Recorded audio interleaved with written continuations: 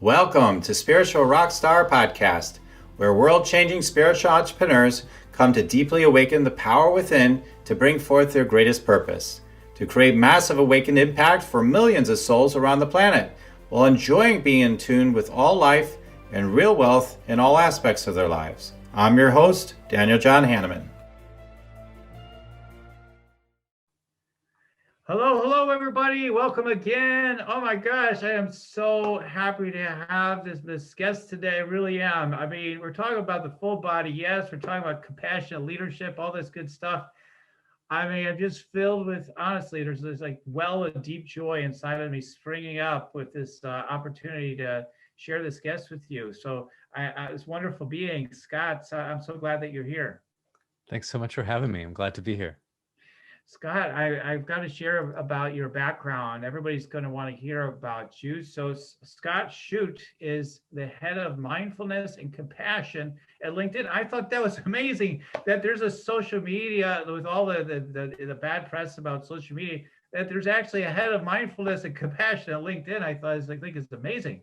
Now, Scott is at the intersection of the workplace and ancient wisdom traditions. He has been an active advocate for customers and employees in the technology space for over 20 years, with roles ranging from sales, customer advocacy, and customer service leadership. Previously, he was the vice president of LinkedIn's customer operations organization. In his current role as head of mindfulness and compassion at LinkedIn, Scott blends his lifelong practice and passion with his practical leadership and operations experience.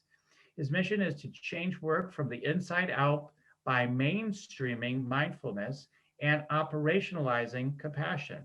He is the author of the upcoming book, which I've had a peek at. It's awesome, called The Full Body Yes. I love that. And it'll be available in May 2021.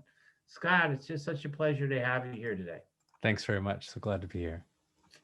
So, Scott, in reading a little bit of your book, I'm diving in deeper and deeper.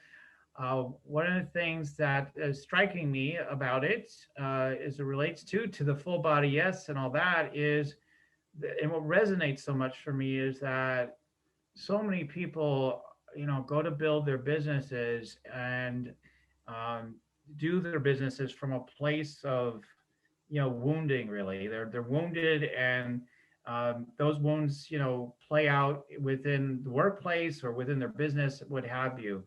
And you reference that, from in a sense, in that you talk about, in it this way, you talk about people climbing the wrong mountain. I think, these deeper issues, lead to a lot of that, and that people, tend to define success by things that are not the best measures of success, like how much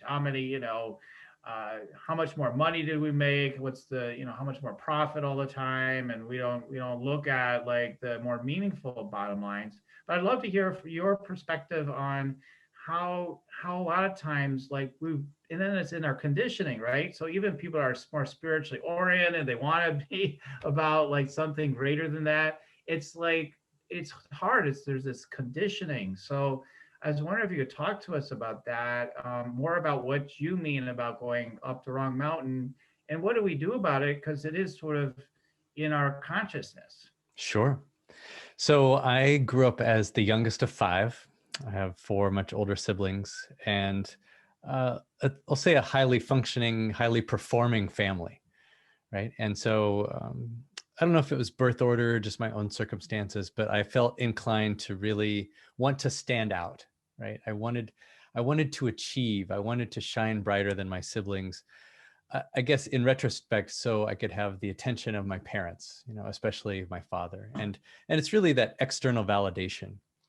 And so I achieved. I did very well in school. I did very well in sports and music and everything that I set my mind to, and just achieve, achieve, achieve, achieve, achieve. And it was a hole that could never be filled, right? There's no end to that running.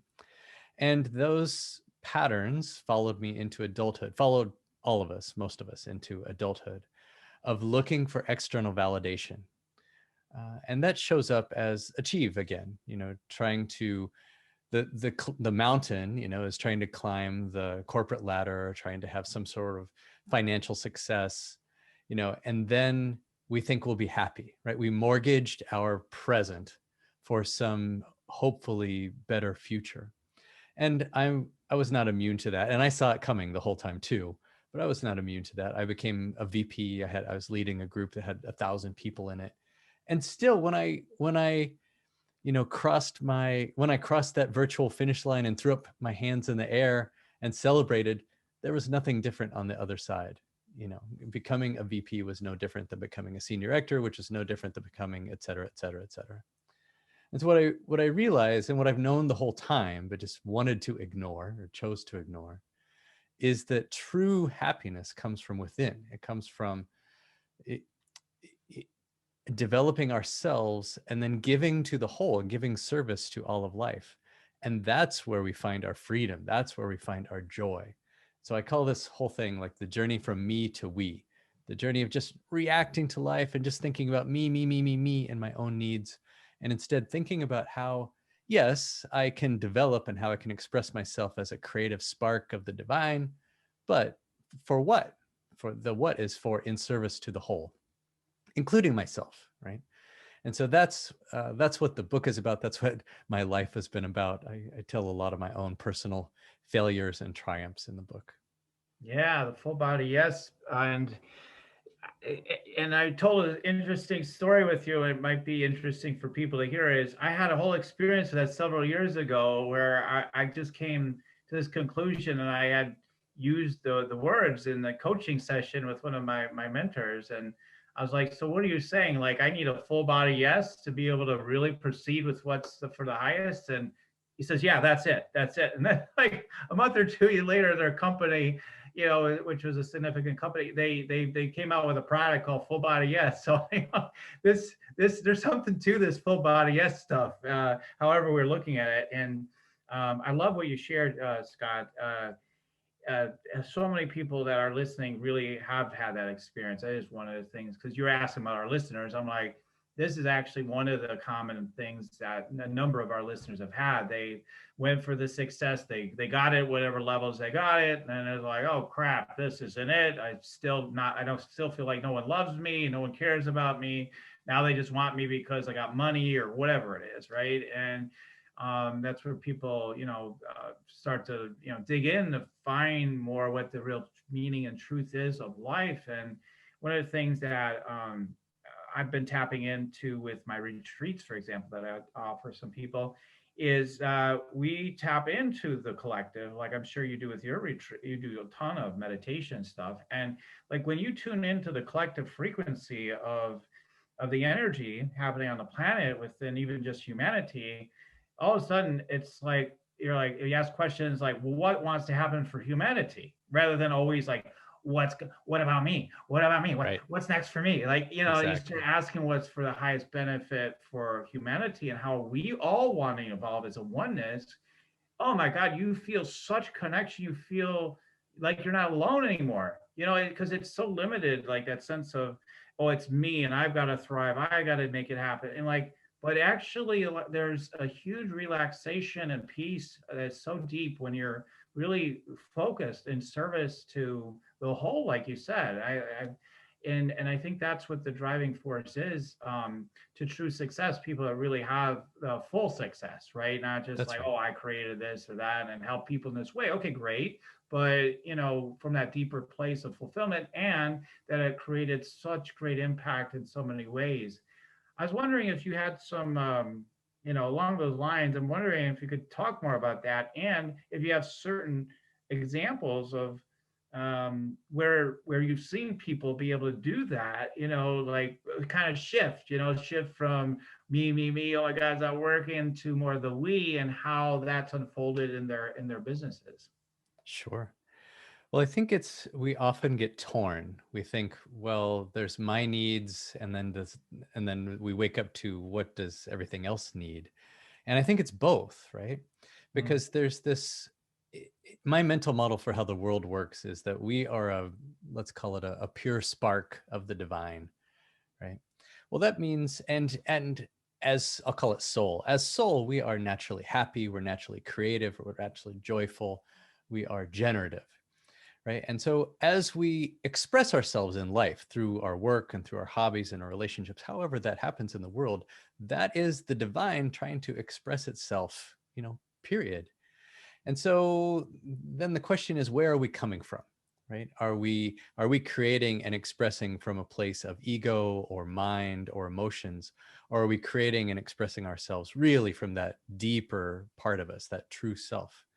So I think true service comes from first developing ourselves, developing that quality of understanding who we are at our deepest nature and expressing ourselves that way. So if it's whatever, becoming a therapist or an accountant or expressing your photography hobby, whatever is that thing that lights us up. See, it's even in our language. We light up, when we're like that. That is where we are truly serving. Now, we can fine tune that with the question that you asked. It's like, well, what does the whole want? Right? Because sometimes our minds we can trick ourselves into like, well, I really need this promotion and that will help me. Oh, I'll have more money and then I'll be able to give back to my church or my community or my what. And it's like, okay, really? is that really the deepest need? And so there's this fine tuning that happens within us where we learn to listen to that deeper part of us instead of the mind or the emotions. And so examples, I think all of us go through this in our maturation process, right?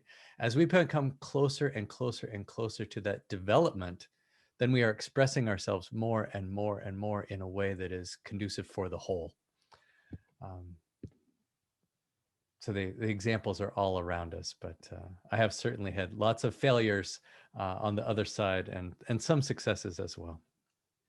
Yeah. I was just curious about that because I'm sure you've worked with companies or organizations or people or individuals that were in these really stressed out, kind of stressed out, right? Stressed out of their presence, and through mindfulness and the things you're teaching that we're going to get more into now, that it brings them into center. So how can mindfulness itself, just even mindfulness, let's talk about what that is, even though people probably have heard that a lot here on the show, but like let's talk more about mindfulness and how that really can make a true difference on every level within someone's business or in the workplace. Sure. So I have two parts of my job. The first is around mainstreaming mindfulness, and the second one is around operationalizing compassion. And this is at LinkedIn, right? This is a almost $10 billion company. We have 15 or 16,000 employees. And you might wonder why? Why would we invest in something like this? Well, more and more, what we know is that businesses are becoming more and more about their employees, right? If you think about the history of work, it used to be very physical and workers were a little bit interchangeable. But now you fast forward thousands of years into today, at least in a company like LinkedIn, we don't have hard assets, right? We don't have a manufacturing line. We don't have any hard assets. Our assets are the people. And so when our people are feeling good, they're developed, they can be at their best, the company's going to be successful.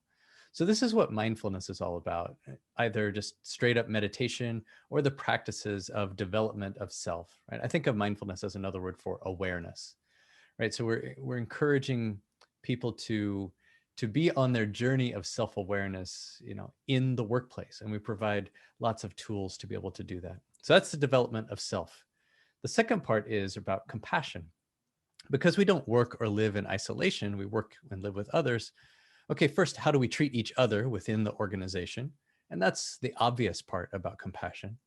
But then I think where the juice is how we operationalize it, meaning how do we infuse compassion into everything that we do, how we sell products, how we develop products, how we think about our customers. And this is really, I think, the powerful piece. So as an example, when I talk about operationalizing compassion, here's how it happens at LinkedIn. And this was happening well before I took this role. But as an example, in product review, so product review happens 5, 6, 7 times a week. A product manager will come to the executives and say, okay, here's what we're going to do next. And it might be at LinkedIn, something like this will result in 6% more revenue for this particular product or 12% more clicks. And the first question is always, All right, what is the impact on our members, on our enterprise customers? And if the answer goes something like, well, look, it's 12% more revenue, but yeah, the customer experience is not very good, it's the meeting just stops. Right? Meeting just stops. It's like, and of course, that doesn't happen very often because people have come, they've trained, they know what's important. Our number one value is members first. So what does this have to do with compassion? Well, I define compassion. There's lots of good definitions. I define it this way because we can teach to it. First is to have an awareness of others. Second is a mindset of wishing the best for others. And the third is the courage to take action. So makes sense individually, but as an organization, well, first, if you really deeply understand your customers, and second is if you wish the best for them, like you really want to provide value for them, you want them to succeed, and then you're willing to take action on that, you're going to deliver so much better products, right? Because you're going to be solving their needs. And sometimes you're going to do something that's maybe not in your own best interest in the short term because it's good for the customer, but long term, you know that if you just continue to provide value to that customer, that your business will be just fine. And so the research bears this out. So companies organizations and companies who take care of all of their stakeholders, not just their shareholders. So in other words, their employees, their shareholders, their customers, and the broader environment around them. Turns out that these companies are 14 times, that's 1,400% more profitable than the S&P average. So yes, this is an evolved thing to do. It feels good, but look, this is also how you build a business. This is how we are successful in today. And so this journey from me to we makes us more successful as individuals. It also makes us more successful as companies. Well, I would have never imagined it would make you 1,400% more successful. Like I would have imagined it'd be that tremendous. I knew it was tremendous, so I wouldn't have known it was that tremendous. And that's staggering. That's Yeah. staggering. I mean, people need to really take a deep look at that and say that that's not an aberration. I mean, No, that's way beyond statistical anomalies, right? I mean, that's right. it's way out there. And so we were just talking on the show that I just did before this, and we talked about an increase of 60% and something. We're like, whoa, that's huge. Like this is 1,400% change. So it reaffirms like kind of what I was mentioning earlier, and that when we are in service to to the collective good, and of course the people we're serving, of course, I mean that you will be in service to you. It just works automatically, right, Scott? That's what Yeah. I notice about it. It's Yeah. like every time I go to do something, I'm like, oh, I want to do this, and I think maybe this will, make me more money to do this or that. It might work temporarily, but ultimately it's not that fulfilling and it fizzles out. When you think in terms of like, okay, what is the most amazing thing that I can share to move the whole world forward, my customers and everything, all their customers, everything. It's just like a whole different force of energy. And I think that's That's right. why we see such a change, right? And what is possible then as a company. That's right. And it's the realization that this is not selfless, Yeah, right? It's not, our first value is not members only, it's members first, right. right? And for each of us, as we're thinking about our own gifts to the world, it's not that we are completely at the mercy of what the universe wants, regardless of what we want. What we're saying is, no, how do we work together? How do we be a co-creator? What is the thing that lights us up that we're really good at and has value to the world? There's a concept that probably you and your listeners know well called ikigai from the Japanese Hmm. culture. And Yeah. the ikigai is at the center of four circles. And the four circles are what you love to do, what you're good at, what someone will pay you for, and what the world needs. So if we can find our work, our purpose really at the center of that circle, then I think this is where the goodness lies. Yeah, absolutely, absolutely, and it definitely, I imagine, has something to do, something at least to do what we're talking about with the full body yes. So tell us more about this full body yes, because we're kind of getting into it here. Sure, I'll towards into the center. What sure. is the full body yes exactly? So for me, the full body yes is when every part of my being, every atom, every part of it is aligned towards something. Now, this often happens dramatically when I'm trying to decide between one path or another, or one choice and another choice. Because the mind will say, well, it's part A or it's part B, and you go back and forth. But when you really tap into that deeper part of you, you just know. So here, let me give you an example. A few years ago, I was leading this big team, and my number one lieutenant was going to take a different job. So he was leaving, and I needed to replace him. And it was a big deal because this was the most strategic role on my team. It was a cross-functional to a lot of other teams. The new person's success was going to be my success. Their failure, if they failed, would probably drag me down, my own career with it and the group with it. And we had gotten to the final two candidates, and we had all these people involved, cross-functional team involved, two candidates, and candidate one was from the outside and external, and candidate two was from the internal. And I had all these people involved, and half of the team, exactly half, said definitely candidate one and definitely not on candidate two. And exactly half the team said definitely on candidate two and definitely not on candidate one.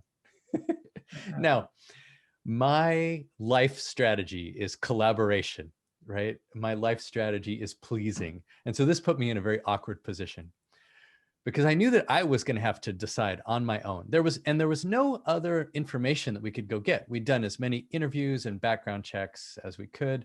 I knew that both of the candidates would do great, right? They were both super qualified. And what was left was the unknown. Are they going to vibe with the team? How are they going to grow over time? It was all unknown. So you could say at that point, what do you do? Well, you have to go with your gut. But I wanted something a little deeper than that. And so I don't do this very often, but I was having this conversation with the universe. I'm like, all right, look, I don't know what to do. And I don't do this very often, but I would like a sign in this case. So if it's candidate number one, and she was this Indian woman with long black hair, and I just kind of tuned into her. Okay, if it's candidate number one, the sign I'm going to see is, a butterfly pin, right? On hair.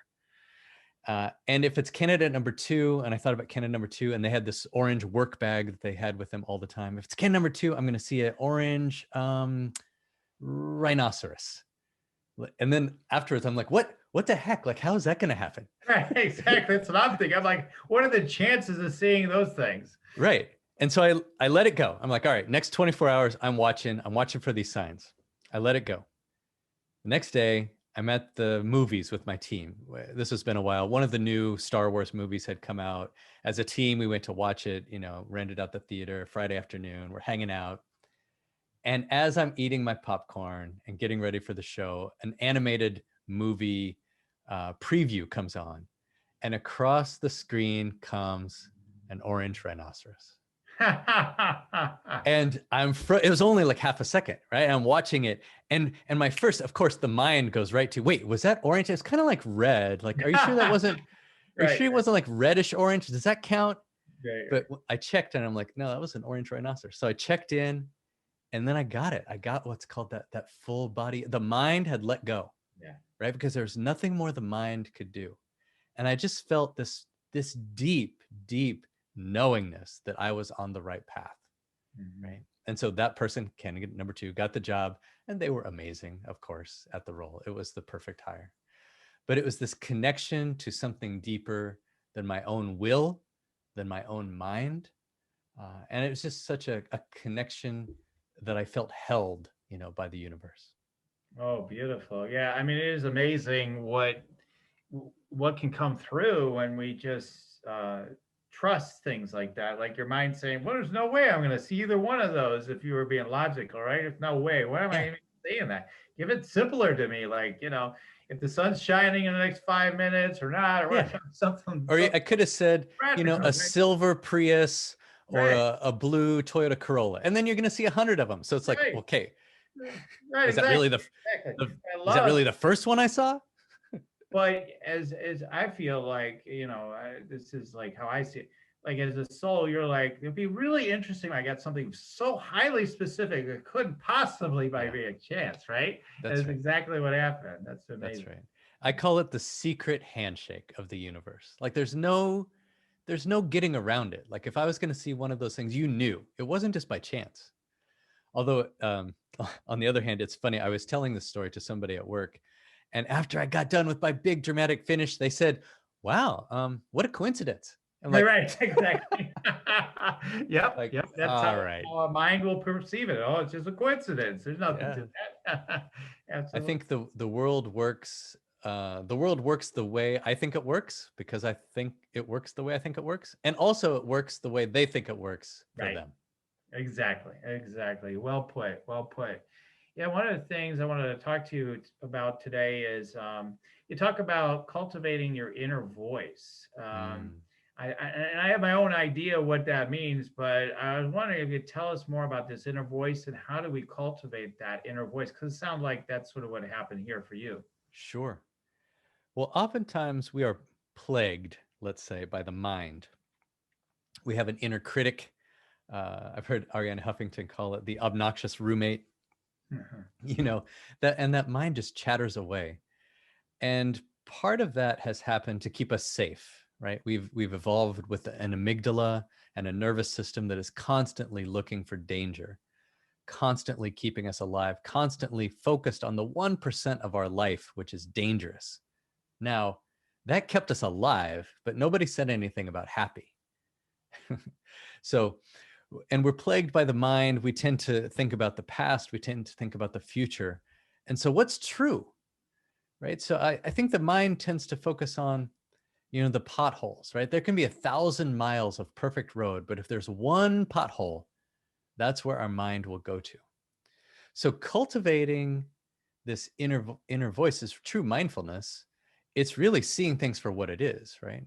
Instead of seeing a pothole, I see 1,000 miles with 999.99 perfect and one pothole. Look, it doesn't mean I don't go fix the pothole. I'm not aware of it. I'm aware of it, but I put it in context of what's true, right? Just like that inner critic is only focused on what I'm doing wrong, right? But when I have this full view, it's like, okay, I might have done that wrong, and maybe not, right? Maybe that's just your perspective. But here's the full view of what's true, including the good things. Now, first, it starts with mindfulness of just being aware. But then I think there's this other movement that happens away from being pessimistic, which is how we're hardwired, not hardwired, how we're programmed because of our amygdalas, to being optimistic or that light. That, remember, we talk about this inner light, how we light up, or my true self. I think of it like if I'm soul, if I'm a divine spark of creative energy, then my mental model is okay, I'm wearing a physical body, I'm wearing an emotional body, I'm wearing a mental body. And because of that, those are like shields that kind of dim that light from the outside. And it's even in our language when we say, oh, Daniel found something that really lights him up. Like that, you're showing that inner voice, you're expressing it out into the world. Right. So the more that we can tune in to that inner voice and the more we express it, the more that that voice becomes the one that is heard, then we can live from this place. And so this practice of tuning in, this practice of developing it, it's the inner work, right? It starts with some sort of contemplative practice, whether it's meditation or contemplation or connecting to source, whatever your viewpoint is or your practice is. It starts on the inside and then eventually makes its way outward when we have that full body yes, and it kind of overtakes us till we can't do anything else but to act from that place. Yeah, exactly. So, I mean, one of the things that really helps is I'm all about meditate. I talk about meditate, make money, and all that, and getting your downloads and whatnot. And so that's like one path. Another path is all this different ways we can do inner work. Doing belief, releasing our old beliefs. Realizing they're not true, making new affirmative statements that counter, our old thinking, things like that. And I had a big experience of a full body yes last night. I was with one of my mentors, and he was going through a process that we've seen him take people through before.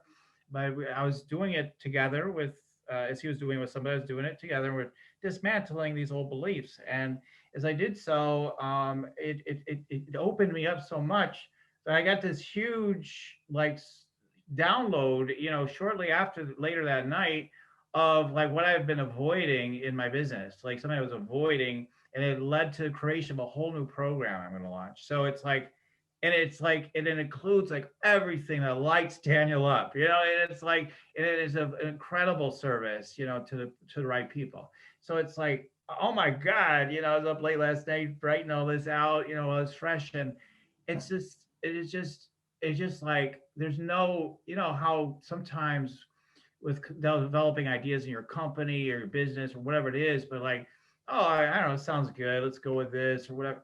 And you're like, I hope it works. I hope it goes well.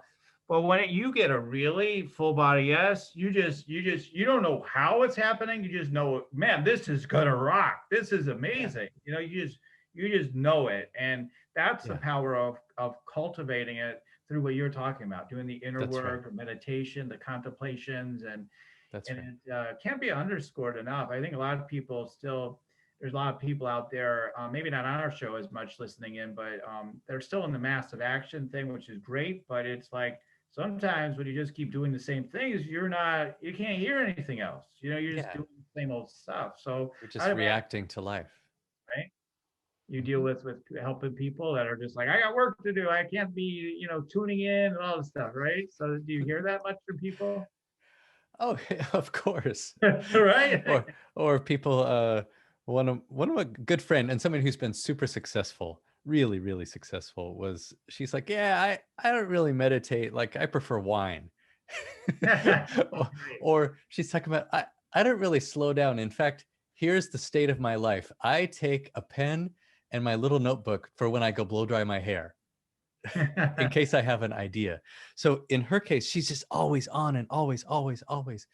But she's starting to recognize how, wow, there's something else, but I'm not going to say stuck, but her pattern has been completely the opposite. And so that is a lot of inertia to overcome when we're so used to scheduling our lives in such a busy way and so used to just being our own force of will to get things done in life. Yeah. Yeah. I mean, when I first started trying to meditate, over 20 years ago, it was like, even within the first, I mean, right away, it was like, okay, well, are we done yet? Like, I mean, instantly, I'm like, yeah, we're done. I mean, that's how crazy it was for me at first, but once you cultivate the practice, you live in a spaciousness, you start living in it. And it's different. You still get the noise like everybody else, but it's a whole different quality. And I think, just to encourage people that haven't been willing to slow down enough, because I started getting, I got turtle signs a few years ago, like snows. We would even go slower, man. Like there's this one picture I saw once of like, I don't know, maybe you've seen it before, with a turtle, a big turtle, and then there's like little turtles on top of it. And they're like, the ones at the top are like, slow down, dude, you're going too fast. Sometimes, we think like nothing's happening when we're slowing down, but in fact, there's so much we're harnessing that there's incredible things that get birthed through it that otherwise just wouldn't happen. So I can't. Absolutely. I see that all around me with the COVID crisis and the Yeah, quarantine, right? yeah, As people look, none of us really wanted this. Maybe not none of us, but like this is not what we signed up for. right. But when you listen to people, like what has changed over the past year, for many, many people, it's, well, I've become closer to my family. I've become closer to myself. I'm doing more of the inner work and I've slowed down. Right. And so this is a big change that I hope we take some of this into whatever the new world is when we kind of get out of lockdown, into keeping some of that slow and keeping some of our schedules open just to exist instead of thinking that we have to schedule every single moment in order to get somewhere, because that's the wrong mountain, right? It's a Yeah. false mountain. Right, right, right. Absolutely. And as you're talking about this last year with COVID and the political stuff going on and what have you. That those are the kind of the big ones that a lot of the people have been impacted about, and then the racial stuff, all those things. Nationalism, what have you, all those things. There was this experience of incredible polarization, and it's been increasingly that way. And I got to say, I think even no matter where people lie politically, I think a lot of people, most people probably did a sigh of relief after the election, even if the person they wanted to get in didn't get in. It's like still is like, oh, thank God that we can just rest for a while. We don't have to Right. be all amped up about this stuff. Like I've heard from Trump supporters are like, well, it's time to move on with my life now. Not to keep fighting and being that Right. place and investigating every theory and out there and everything. But I think what I've been saying throughout is I've been a voice perpetually around loving everyone and everything, and having compassion, as you say. I use love. I use the word love probably more, but like having that deep love and compassion for everyone, because it's the only way we can truly move forward for the highest good of all, and not to give in to that. And I know you talk about that too. So can you tell us more about the importance, especially you at a social media company, the importance of the role that compassion plays in our lives, moving into 2021 and beyond? Sure. Well, for me, I use the word compassion because I'm not sure we're ready for love at work. Okay, right. So, Okay. but it's how I think about it is it's compassion is love in action. And so we're speaking the same language with slightly different nuance, but we mean the same thing. And when I look out and see the challenges in the world, I see the divisions that you're talking about. The way we interact with others is the same system that causes problems for ourselves, right? That same amygdala and nervous system that looks at everything in the negative to keep us alive is also looking at people in the negative to keep us alive, right? And so when we see people as different, our defenses go up. There's a really fascinating study that David Eagleman did. He's a researcher at Stanford, also has a TV show around the brain on PBS. And he and his team put people in an MRI machine.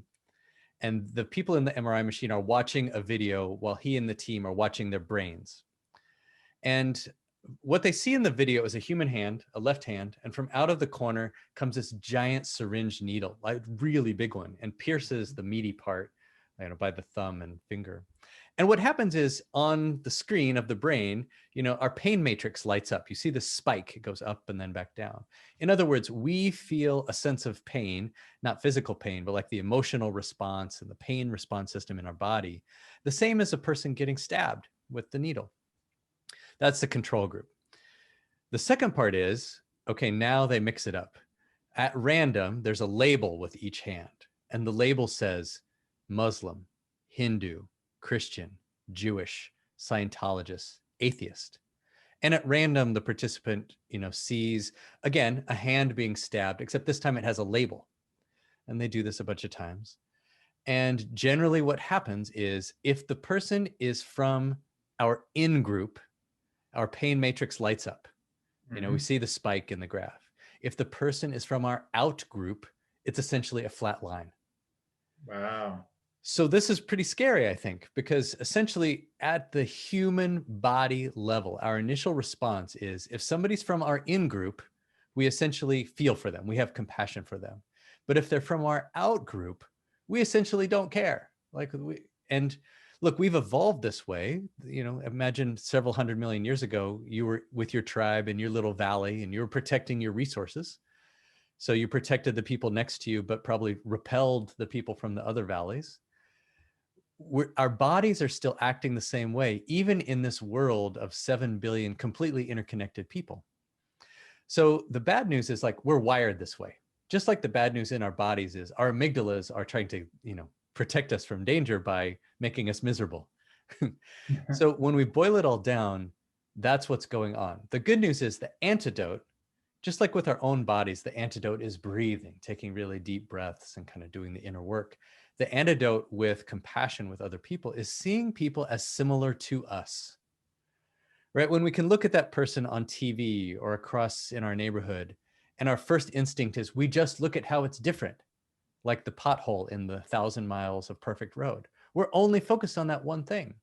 But the truth is that person that annoys us so much is 99.99% the same as us, right? They want to be happy. They want to be healthy. They want to love their families. They want their plans. Like if we can start to see how we're similar, then we can build a bridge and build, our relationship on that. But when we start with how we're different, we never have that chance. Yeah, I mean that is so. I mean, so well put. I mean, Scott, I just that just so profound to me in a way because it's what I try to share all the time. And so it is so important and so important. There's been times when when I get so carried away and I'm like, I'm going to create a whole movement behind this alone, like, but I just infuse it into my overall messaging. But it's like it's so important. It's like, um, I think again, it's technology is a huge piece of it. It is like a huge, massive piece of it. And the reason why is because the minute you are not face to face with somebody, the chances of you responding to them in a crazy kind of way, with all this goes way through the roof. I noticed it with my kids. We got walkie talkies one day when they were really little, and normally they're just so nice and loving and playful with each other. They get on the walkie talkie, hey, you kind of suck, like through the walkie talkie, and they're just playing, but you could see like this is what happens when there's this sense of we're using these technologies and it's When it's feels like separation. yeah, the separation, and it creates these things. And so the big gift, and I think of it, Scott, I'm interested in your perspective, is it, like I said with another one of my guests, is but in another area, but it's the same thing. It's like it actually gives us a chance where people are committed to compassion, let's use that word for now. It's an opportunity to have more compassion for humanity and every being on the planet more than ever. It's huge. It's like it's more helpful than ever before, but it does require you to step into it, is what I'm saying. That's right. Right? That's right. There's if you've done the loving kindness meditation, the Yeah. meta, just like me meditation, the way it works is you start by taking someone that you love and just imagining sending them love back and forth between you. And it's so easy, right? Because you love them. And you can see, like, you can start to see yourself from your highest perspective. You can see the other person from the highest perspective because you already love them. And then you work up your way to what I call black belt level compassion in taking someone that annoys you, right? And essentially you do the same thing with them, right? And if we can strip away beyond the personality, right? Again, beyond the emotional body, beyond the physical body, beyond the mental body, and see them as a shiny spark of the divine, just like we saw our loved one as a shiny spark of the divine, and practice sending our goodwill, really, let's be real, our love to them from the place where we are, that best part of us, to the place where they are, the best part of them. That's the practice. But this is hard, right? Because we're surrounded by the messages that reinforce our differences. But that's the antidote. It's the antidote to our own freedom. When we let go of our judgments and our hatred and our anger, we set ourselves free. Yeah, it's so easy to do because you're right. It hits just like this, like in the studies. It's just like that. It just turns out, and so it's not our fault, so to speak. It's not like something that Yeah. we just easily have control over. It just like a snap thing. It just is. It just happens until you cultivate it within you to where it's not that way anymore. I mean, I'm sure you took some very loving, compassionate, whoever, and had them go through that study. They wouldn't have they may not have had that reaction. I don't know, but I'm just guessing. They probably wouldn't have. Sure. It's a matter of cultivating it inside. It's not like we're doomed. Like we can't. We're irredeemable. That's right. And so it's like it's so easy because usually, like, I could say to the audience, for example, I love LinkedIn. I'm on LinkedIn all the time. Yeah, it's not like those other ones like Facebook and Instagram. They suck, like with that kind of energy. We do it all the time and we don't think Sure. anything of it. But what we Sure. say, I love what LinkedIn's doing. I love Facebook for what they do as well. There's things that I may prefer at LinkedIn, or maybe some things I prefer even at Facebook. And let's just like to just not to go to like that sucks and this is good. Like we do that all the time. How can people kind of catch I think themselves? I mean, it's mindfulness, right? I mean, how can we? it's awareness, right? So there's lots of things we can do. One is be aware of what we're consuming. Probably most of us, I'm sure all of your listeners are aware of what they put into their bodies, their physical body, right? And maybe they're buying organic, or maybe they're eating more vegetables and less red meat, or whatever they're, or less processed foods, whatever. But are we applying that same level of discipline to what we consume mentally and emotionally, right? Everything from the evening news to what you're reading on your phone to consuming on social media. There's that. There's the programs we're watching on TV. And it's being really honest with yourself on, how do I feel when I read this? Right. And we get sucked into the news. We think, oh, I got to know what's going on today. No, that's an addiction. Yeah, Right. And there's a level where you could just read the headlines and move on. yeah, Right. I've been doing this practice, and there's websites where you can get, a full spectrum of news without, diving into all the way left or all the way right. You can see all of it and then make up your own mind. But being super aware that every thought, every action, this creates the future you. And so being really clear on, what am I going to ingest? Because that completely affects who I'm going to be. And then there's some habit forming things. I got this one from a friend who'd got it from, I think the guy's name is Will Bowen. He had created a 21-day complaint-free challenge. Right. So the way this works is you put a rubber band on your wrist. You can use one of those, like those bands that they would give away. It used to be for like $1 or whatever, with some organization's name on it. You start with one of those. And if you catch yourself, put it on your right hand. And if you catch yourself complaining or gossiping, then you have to switch it to your other hand and you have to start all over. And if you can do it 21 days in a row without complaining or gossiping, then you've gotten somewhere. So I did this a while back. It took me 8 months to go 21 days. right. And then recently I used it again for swearing. I wanted to totally give up swearing. And it took me about 5 months to go 21 days without swearing, but it worked. And so part of what works is that you're building awareness of who you want to be. And this rubber band is it's just a physical reminder to Right. the habit you wanted to form. Well, I like the switching of the hand. Some of the old technique was to snap it, like give yourself a punch, shock yourself. Yeah. Yeah. So I like the idea. Just switch it, just so Yeah. you're aware that, okay, I did that, whatever. Okay, Yeah. let's move on. Let's not do that next I don't time. need to punish myself. That's old school. Right. Right. So, yeah. Well, I mean, do you have any other recommendations for people? We'll even have some last words here pretty soon, but do you have any other recommendations for people who would like to integrate more of this into their businesses? I mean, if they do have employees, and a lot of people, my listeners don't, but if they want to infuse more compassion and practices of utilizing what you've talked about today. Sure. What other quick recommendations do you have? So I do have some resources which I'll put on my website. You can find it at thefullbodyyes.com or scottshute.com. I've built a bunch of resources about bringing mindfulness and compassion into the workplace specifically. There's a couple playbooks we've written, friends of mine like me, who are bringing mindfulness to the work. So it's lots of resources there.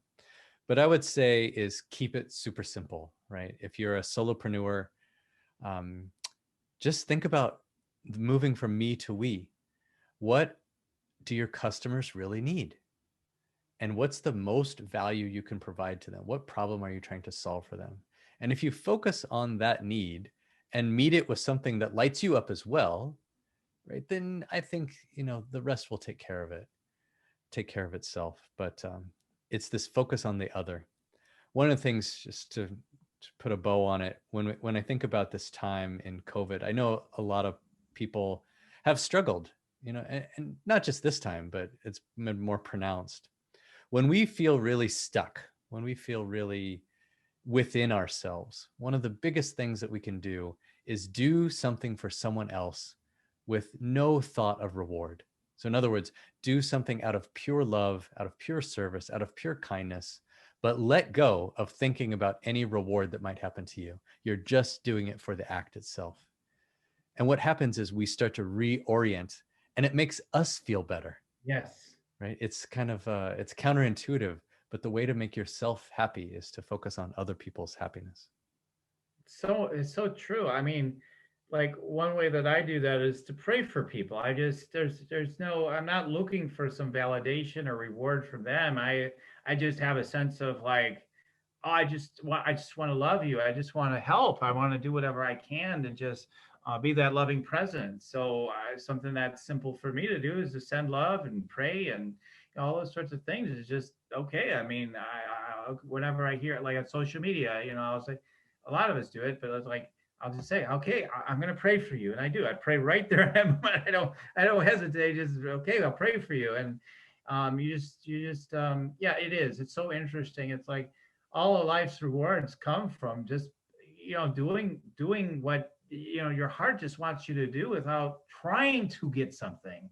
That's the idea that you don't have it. Again, that whole stuff, right? So it's like I have what I need. I have everything I need right here within me. Really, ultimately, it's all coming from there anyway. So, to follow your heart, follow what you know to be of the greatest loving service to life, and the rest works itself out. The details will come in. You'll figure it out from there. But coming from that deep space is where we're going for sure. That's right. That's right. So, Scott, so yeah, you do have, it says here, a few chapters of the book available for people that they can take a look That's at. right. That's right. You want to tell them about it? If you come to the website at the Full Body Yes, scottshute.com, either one will get you there. And sign up, and we'll send you the first part of the book. It's 5 chapters. And I think I already told the secret story of the orange rhino, but we'll send you that chapter as well. Yeah. I look forward to reading that and print too. That'll be cool. And yeah, definitely check that out. www.thefullbodyyes.com and get those free chapters, and go ahead and take advantage of this amazing opportunity to get those chapters. So, Scott, we're at a point of the show where I like to just take a minute or so just to tune in, use my gifts of tuning in, and just to love on you and whatever I'm seeing is coming through. Is this a good time to do this? Sure. All right, great. All right, so let me go ahead and just tune in for a sec.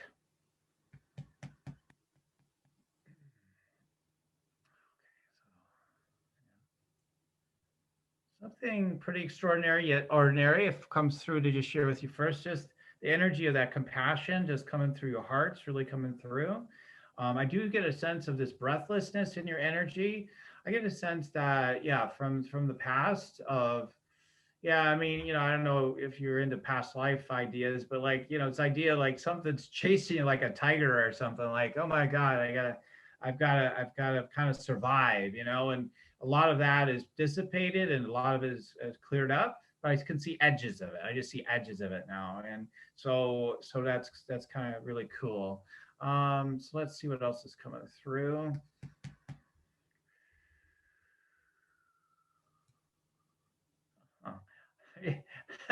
Like there's like the energy's telling me like you could speak like Martian. What does that mean? Okay, so what it means is like you can, like, I don't know if you speak a bunch of different languages or anything, but like you have ability to obviously learn quickly. You're smart, and you're able to translate things. So if things are being said in different ways or different languages, you can digest them and retranslate those to other people quickly. So there's many different ways this gift could work. So that's a really good one.